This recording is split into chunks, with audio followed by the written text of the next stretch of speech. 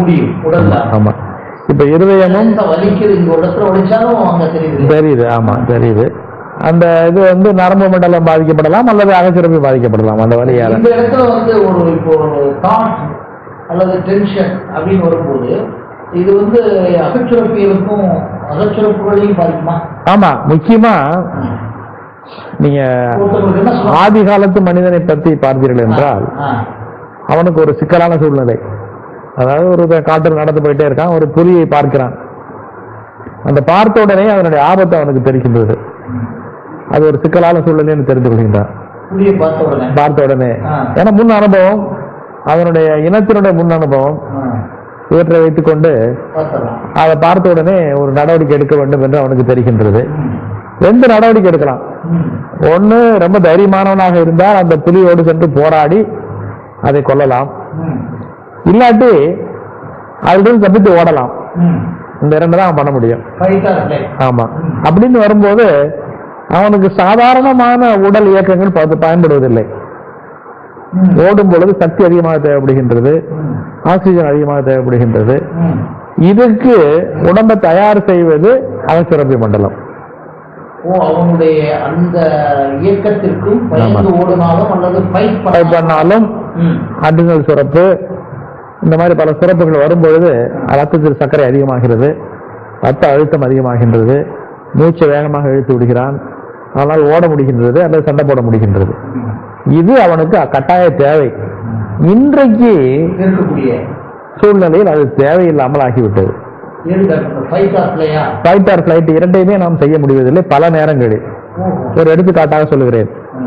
உங்களுடைய மேலதிகாரி, அவரை பார்த்தவுடன் உங்களுக்கு அந்த புலியை பார்த்த ஞாபகம் தான் வரும். ஏனென்றால் ஒன்று அவர் சொல்வதை கேட்டு செய்ய வேண்டும், இல்ல அவரும் தப்பிச்சு போகணும். தப்பிச்சு போனா சாப்பாட்டுக்கு வழி இருக்காது. ஆமா, அதனால தினமும் அந்த மேலதிகாரியை பார்த்தவுடன் ஏற்படக்கூடிய உணர்வுகளை பயன்படுத்தாமல் கட்டுப்படுத்திக் கொள்கிறோம். சர்க்கரை ஏறுது, பிபி ஏறுது ஒரு மேனேஜர் பார்த்த உடனே. ஆனால் அந்த புலியை பார்த்த மனிதன் பயன்படுத்துவது போல இவரால் அதை பயன்படுத்த முடிவதில்லை. அந்த மேனேஜர் அடிக்க முடியாது. அதனால சப்ரஸ் பண்ணிக்கிட்டே இருக்கான். அந்த ஆமா ஆமா அந்த அதிகமான சர்க்கரையையும் ரத்த அழுத்தத்தையும் மற்ற உணர்ச்சிகளையும் அவன் அடக்கி கொண்டே இருக்கின்றான். அதுதான் வியாதியின் முதல் படி.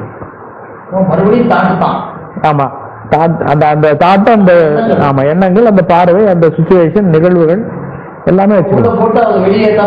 ஆமா, வெளியேற்ற முடியாது. இன்னைக்கு இருக்க நிலைமையில வெளியேற்ற முடியாது. ஆமா, அது சர்க்கரை வியாதியாகவும் ரத்த அழுத்தமாகவும் இருதய நோயாகவும் மாறிவிடுகிறது. ஒரு மனிதனுக்கு இந்த மாதிரி சப்ரஷன் ஆஃப் தாட்ஸே வந்து அவனுடைய நோயை அதிகரிக்கிறது. நிறைய சப்ரஷன் ஆஃப் எமோஷன்ஸ் கரெக்டாக சொல்ல வேண்டும் என்றால் எமோஷன்ஸ். ஆமா, இப்போ இதுல வந்து ஹைப்போதாலமஸ் சொன்னீங்க, அது வந்து எந்த மாதிரி இயங்குது, எந்த மாதிரி பாதிக்கப்பட வாய்ப்பு இருக்கு? அதாவது ஹைப்போதாலமஸ் அதுக்கு கீழே இருக்கக்கூடிய பிட்யூட்டரியை கட்டுப்படுத்துகிறது.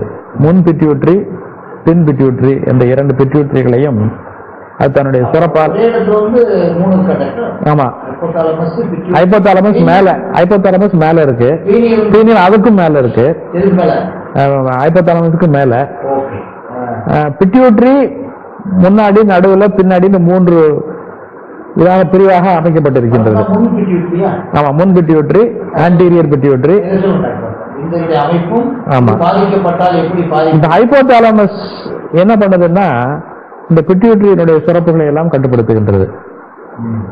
அதனால ஹைப்போதாலமஸ் பாதிக்கப்பட்டாலும் பிட்யூட்டரி பாதிக்கப்படலாம், பிட்யூட்டரிக்கு கீழே இருக்கக்கூடிய செல்கள் பாதிக்கப்படலாம். அந்த பாதிப்பு எப்படி ஏற்படும்? முக்கியமா அந்த பாதிப்பு எப்படி வருதுன்னா ஒரு தொற்று நோயாக இருக்கலாம், ஒரு கட்டியாக இருக்கலாம், இல்ல ஒருத்தருக்கு ஒரு விபத்து ஏற்பட்டு தலையில் அடிபட்டு இருக்கலாம். ஆமா ஆமா ஆமா காயக்கலாம். ஆமா, அந்த ஹைப்போதாலமஸை நேரடியாக பாதிக்கும் பொழுது அதனுடைய பணி பாதிக்கப்படுகின்றது. முக்கியமா நம்ம எப்ப ஹைப்போதாலமஸ் பாதிக்கப்பட்டிருக்கலாம் என்று சந்தேகப்படுவோம் என்றால் இரண்டு அறிகுறிகள் முக்கியமாக கருதப்படுகின்றன. தாங்க முடியாத பசி, சாப்பிட்டுட்டே இருப்பாரு, வெயிட் போட்டுட்டே இருப்பாரு. ஏன்னா ஹைப்போதாலமஸ்ல தான் அந்த பசியை கட்டுப்படுத்தக்கூடிய மையம் இருக்கின்றது. அந்த மையம் பாதிக்கப்பட்டால் இவருக்கு பசியை கட்டுப்படுத்த முடிவதில்லை. இரண்டாவது, தீர்க்க முடியாத தாகம், அதிகமாக சிறுநீர் போதல். சுகர் மாதிரி இருக்கு. ஆமா, ஆனா சுகர் இல்லாத நீர். சுகர் இல்லாத நீரா? ஆமா, சுகர் இல்லாத நீர். அதாவது டயபெட்டிஸ் இன்சிபிடஸ் என்று சொல்லுவார்கள். நீரிழிவு. இன்சிபிட்னா ருசி இல்லாத நீரிழிவு. அது மெலிட்டஸ், இனிப்பான நீரிழிவு.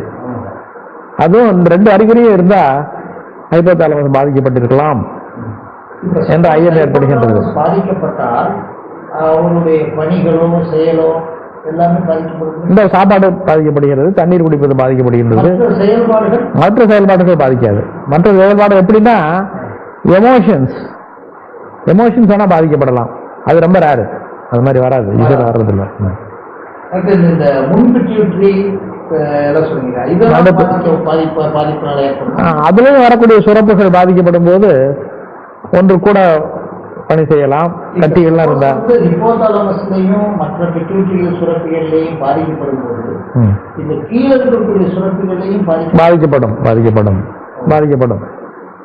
3 மட்டங்களில் அது பாதிக்கப்படலாம். இப்ப ஓவரிஸ் என்று எடுத்துக்கொள்கிறோம்.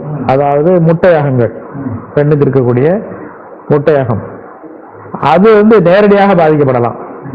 அந்த முட்டையகத்தில் ஏதாவது கோளாறோ இல்ல ஒரு தொற்று நோய் ஏற்பட்டு அந்த முட்டையகம் பாதிக்கப்பட்டால் அந்த பெண்ணுக்கு மாத சுழற்சி நின்று விடுகின்றது.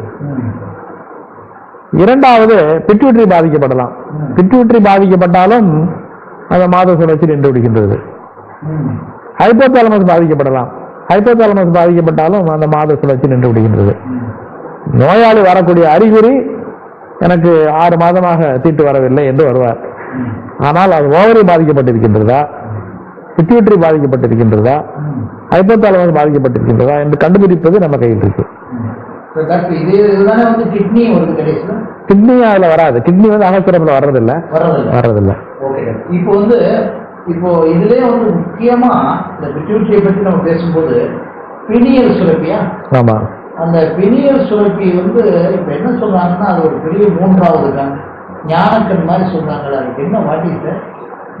அது எப்படின்னா மனித பரிணாம வளர்ச்சியை பார்த்தீங்க அப்படின்னா ஓணான்கள் அந்த ஓணானுடைய மூதாதையர்கள் ஓணான்களை போல சில உயிரினங்கள் வாழ்ந்த காலத்தில் அதனுடைய மூளையினுடைய அளவு குறைவாக இருந்ததால் அந்த பினியல் கிளாண்ட் அந்த மேல அந்த மூளை மண்டை ஓட்டுக்கு ஜஸ்ட் கீழே இருந்தது. அந்த மண்டை ஓட்டில் ஒரு வெளிச்சம் போகக்கூடிய அளவுக்கு ஒரு துவாரம் இருந்தது. துவாரம்னா அது டிரான்ஸ்பரண்ட் மெம்பரேன். அதுக்கு கீழே இந்த பினியல் இருந்தது. அப்ப வேணுமா அது 3வது கண்ணா செயல்பட்டுக்கலாம் என்று மக்கள் கருதுகிறார்கள். அப்பயே 3வது கண்ணுடைய தேவை என்ன அப்படின்னு பாத்தீங்கன்னா, இந்த ஓணான் வகை உயிரினங்கள் கோல்டு பிளட் அனிமல் என்று சொல்லுவார்கள். அதாவது ரத்தம் சூடாக இருக்காது. சூழ்நிலையில் வெப்பம் அதிகரித்தால் ரத்தம் சூடாகி அவை இயங்க ஆரம்பிக்கும். சூழ்நிலையில் வெப்பம் குறைந்தால் அவை ஹைபர்னேஷன் என்று சொல்லக்கூடிய பனி உறக்கத்துக்கு போய்விடும். அப்படி இருக்கிற காலத்துல அந்த சூரிய வெளிச்சம் எவ்வளவு நேரம் இருக்கு, குறைந்து கொண்டே வருகிறதா அதிகமாகிக் கொண்டே வருகிறதா என்று கணிப்பதற்கு இந்த கண்களை பயன்படுத்த முடியாமல் 3வதாக ஒரு கண்ணை அந்த உயிரினங்கள் பயன்படுத்தியிருக்கலாம் என்று நம்பப்படுகின்றது. ஆனால் இப்பொழுது மனிதனுக்கு அந்த மூளை பெரிதாக வளர்ந்து விட்டது. முன்னாடி பிட்யூட்டரி பினியல் மண்டை ஓட்டில் இருந்து 1/2 சென்டிமீட்டருக்கு அடியில் இருந்தது என்றால் இன்று 5 சென்டிமீட்டருக்கு அடியில் இருக்கு.